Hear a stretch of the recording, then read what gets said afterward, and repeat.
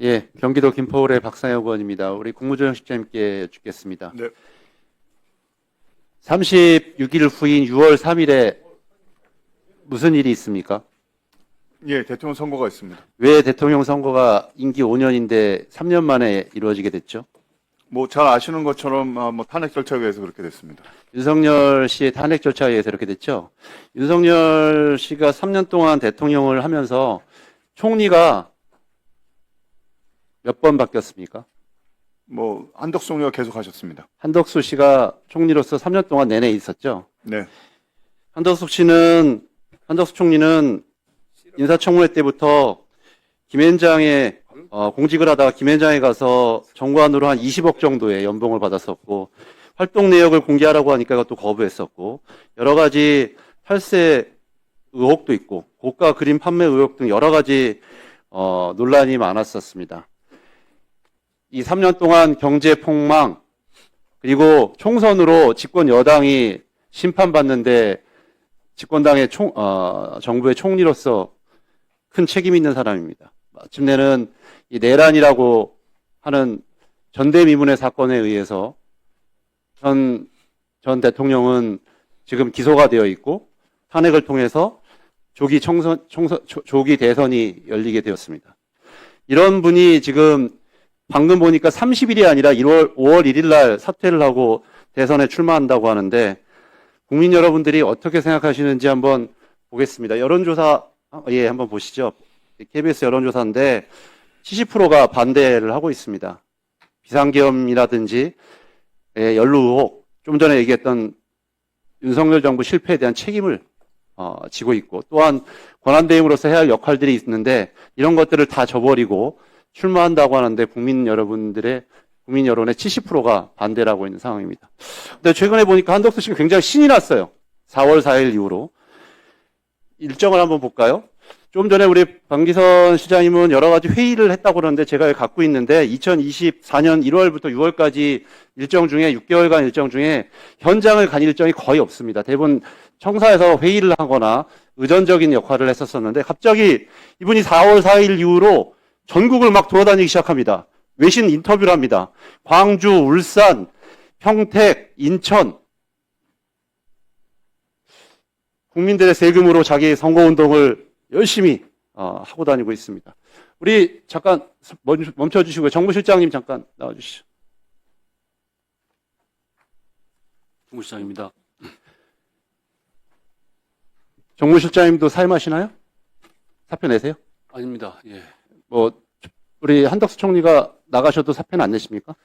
가정을 전제로 제가 답변을 드리는 게 적절치는 않은데, 제가 지금 맡은 바 소입. 결정직이 29명인데 네. 지금 몇 명이나 사표를 내실 예정입니까?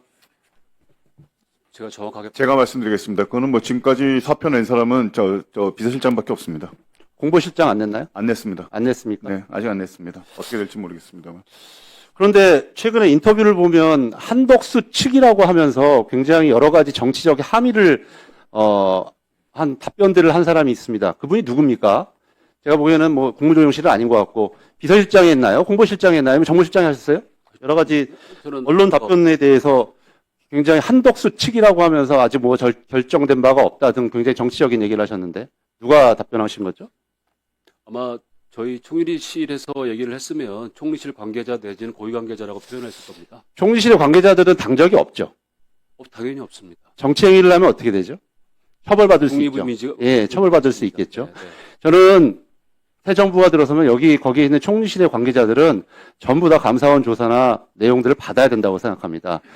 총리가 사실상의 선거운동을 하고 정치활동을 하는데 우리 총리실에 만약에 공무원들이 거기에 부안해동하면서 협조를 했다거나 관련된 정치활동을 기획했다거나 한다면 공무원으로서 정치적 중립 위반에 엄격한 책임을 물어야 된다고 생각하고 그런 부분과 관련돼서 며칠 남지 않았지만 우리 총리실 직원들도 절대 그런 부분과 관련돼서 스스로 책임질 수 있는 일이 아닌 행동들은 절대 하지 않았으면 좋겠다라는 말씀을 드립니다.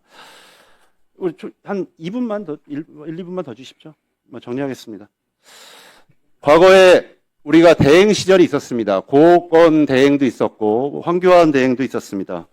황교안 대행도 보니까 뭐 대국민 메시지를 발표하고 가석방을 지시하거나 심지어 시계를 제작하는 일 때문에 굉장히 비판도 많이 받았었습니다. 그럼에도 불구하고 황교안 대행도 적어도 대통령 선거 일정이 확정된 이후에는 자신의 명확한 정치 일정을 밝히고 불출마를 선언했었습니다. 그런데 한덕수 총리는 지금 자신을 임명했던 윤석열 씨의 전례를 따라서 꽃가마를 타겠다고 아마 뭐 30일이든 1일이든 이제 출마를 하는 것이 거의 기정사실인 것 같고 우리 총리실의 여러 공무원들도 뭐 몇 명이 될지 모르지만 여기에 동참할 것으로 생각합니다. 아까 보여드렸던 것처럼 국민들의 절대 다수 70%가 반대하고 있고 지금 뭐 아까 우리 개인정보보호위원장님한테도 여쭤보는 것처럼 경제뿐만 아니라 이렇게 2,500만 많은 국민들이 개인정보가 침탈당하는 위기에 있어서 많은 국민들이 불안해하고 있는 상황에 이 권한대행이란 분은 국민들의 의사와는 관계없이 이제 출마를 결심하고 본인의 영달을 위해서 뭐 이유가 뭔지는 모르겠지만 이런 형식으로 국민들을 불안케 만들고 있는 것이 윤석열 정부의 처음이자 마지막 총리의 저는 이 비극적인 모습일 뿐만 아니라 국민들을 경악시키는 모습이라고 생각합니다.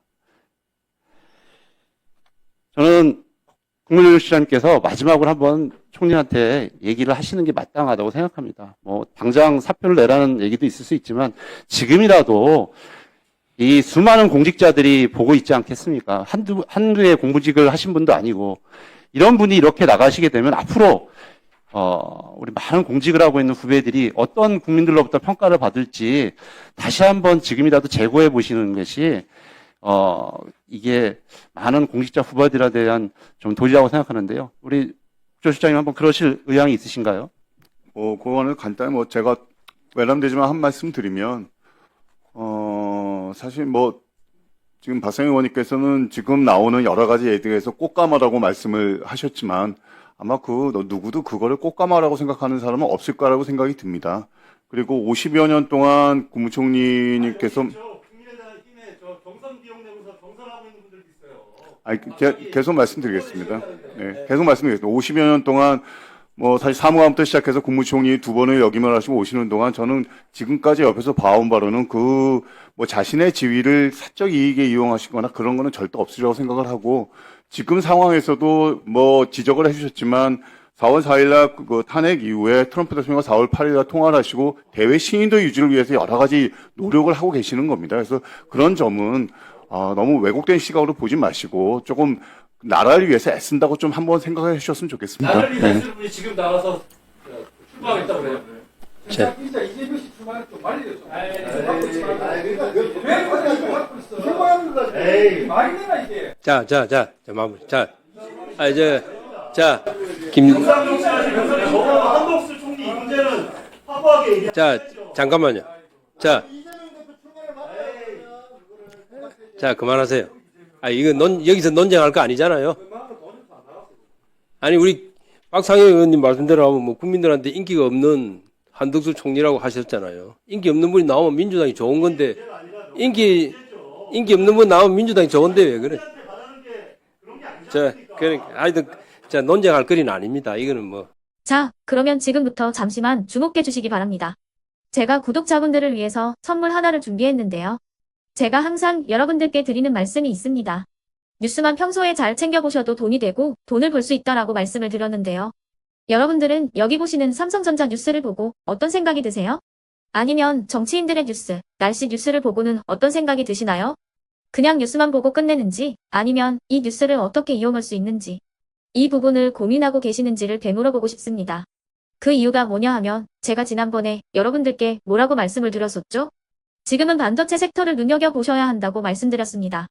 그리고 나서 이런 썸네일들 뉴스를 통해서 많이 보셨을 겁니다. 반도체 내용이 이슈가 됐을 때 부자들은 어떻게 생각한다? 반도체 관련주들은 뭐가 있는지, 어떤 종목이 가장 좋은지, 어디에 투자해야 돈이 몰리는지 자연스럽게 생각한다고 제가 말씀을 드렸죠. 그 이유가 뭐냐 하면 부자들이 봤을 때는 이슈가 곧 돈으로 이어지고 그 이슈가 나에게 돈을 벌어준다는 경험적 확신이 있기 때문에 부자들은 항상 이런 사회적 이슈를 관심 있게 챙겨본다고 제가 말씀을 드렸습니다. 이번에도 마찬가지인데요. 제가 지난번에 시청자분들과 함께하는 주식으로 수익 내기 이벤트를 진행했었죠. 당연히 100% 무료로 진행을 했었고요. 여기 보시면 아시겠지만 제가 지난번에도 구독이라고 보내주신 모든 시청자분들께 반도체 관련주 중에 가장 크게 급등할 딱 한 종목, 많은 종목도 아니라 한미반도체 한 종목을 여러분들께 추천드렸어요. 그러면서 여기 나와 있는 대로 정확히 얼마에 매수해야 하는지, 그리고 수익률이 어느 정도 나왔을 때 팔아야 하는지를, 이런 부분들까지 여러분들에게 정확히 알려드렸었는데 지금 실제로 어떻게 되었다? 오른쪽을 보시면 아시겠지만 제가 지난번 문자 발송으로 이 한미 반도체를 소개해드리고 나서 실제로 이렇게 5배 이상 어마무시한 상승이 나왔습니다. 100만 원만 투자를 했어도 무려 500만 원이 넘는 수익금이 생긴 거죠. 그래서 당시에도 굉장히 많은 분들이 제가 드린 이 한미 반도체로 수익을 내실 수가 있으셨을 텐데요. 다시 한번 축하드린다고 말씀을 드리겠고, 이번에도 마찬가지입니다. 앞으로도 2024년, 2025년 계속해서 기대해볼 섹터는 AI입니다. 그 중에서도 AI 반도체는 그 누구도 부정할 수 없는 미래 성장 산업입니다. 그러면 우리가 어떻게 생각해 볼 수 있을까요? AI 반도체 종목 중에 앞으로 크게 대장 역할을 하면서 10배 이상 급등할 수 있는 템베고 종목을 지금부터 열심히 추적해야 한다는 겁니다. 큰 돈을 투자하지 않더라도 월급의 일부분 아주 소액이라도 이 종목을 모아가야 수백 %의 수익률을 손에 쥘 수 있는 것이죠. 지금 여러분이 보고 계시는 이 유튜브 또한 AI 반도체와 아주 밀접한 연관이 있고, 반도체야말로 대한민국의 핵심 산업으로 앞으로 더더욱 시장은 성장할 수밖에 없습니다. 그렇기 때문에 제가 이번에도 뭘 보내드리고 있냐면, 지난번과 똑같이 구독이라는 문자를 보내주시면 제가 AI 반도체 관련주 중에 앞으로 대장주 역할을 하면서 주가가 가장 크게 급등할 한 종목을 여러분들께 문자 발송으로 종목명과 사고 파는 시점을 모두 알려드릴 건데요. 그 문자를 받고 여러분들이 주식으로 돈 버는 연습을 한번 해보셨으면 좋겠고요. 혹시라도 나는 주식을 하지 않는다 하시는 분들은 주변에 주식하시는 지인분들에게 말씀을 해주셔도 되고요. 아니면 연세가 있으셔서 투자가 어렵다 하시는 분들은 이 종목을 자녀분들에게 한번 사봐라, 이걸로 한번 수익을 내봐라, 이렇게 조언을 해주실 수도 있는 거겠죠. 그래서 지금 이 영상을 보시는 시청자분들 중에 나도 이번 종목이 좀 궁금하다 하시는 분들은요, 누구나 상관없이, 그리고 어느 시간대나 상관없이 부담 없이 010-2514-5930번으로 구독이라는 문자 보내주시면 제가 이번에도 똑같이 무료 추천 급등주 문자를 보내드리겠습니다. 이해되시겠죠? 제 번호 010-2514-5930번으로 구독이라는 문자 보내주시면 여러분들이 직접 이슈를 통해서 돈 버는 연습을 해보실 수가 있는 거고, 제가 돈을 받는 것도 아니고 투자를 대신해 드리는 것도 아니기 때문에 부담 없이 신청해 주시면 되는 겁니다. 그리고 수익이 나면 저는 다른 것은 하나도 바라지 않습니다. 제 채널에 구독, 좋아요 한 번씩만 눌러주시라, 이렇게 다시 한번 말씀을 드리겠습니다.